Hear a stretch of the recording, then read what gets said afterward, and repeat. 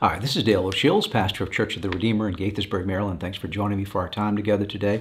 So glad that you're a part of this. We're talking this week about a number of very important principles that will help us to fulfill God's purpose for our lives. Understanding that God has a purpose for us. Our purpose involves relationship with Him and relationships with other people. It also involves learning how to be a conqueror. There's nothing like winning. When you and I win or overcome something, there's a tremendous feeling that we have inside. And I believe that that goes back to the fact that God made you to be a winner. God wants you to be victorious. God wants you to be a conqueror. Actually, going back to the very beginning of time, when God placed Adam and Eve in the Garden of Eden, He created them to win. He created them to conquer, to overcome. Let me read you this passage in Genesis chapter 1, beginning in verse 28. God blessed them as Adam and Eve and said to them, "Be fruitful and increase in number, fill the earth and subdue it, rule over the fish in the sea and the birds in the sky, and over every living creature that moves on the ground."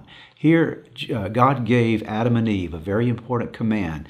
They were to rule, they were to win, they were to overcome, they were to take the environment they were in and subdue it, to bring it into order.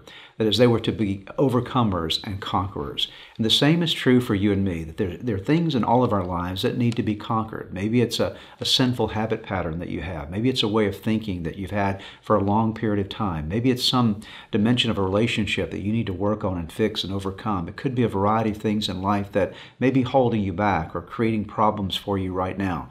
And I want you to have faith today to believe that God can enable you to overcome, that God has called you to be a winner. In fact, the Apostle Paul reminded us in Romans chapter 8 that we're more than conquerors through Christ who loved us. There's strength and power to conquer. God has called you to be an overcomer.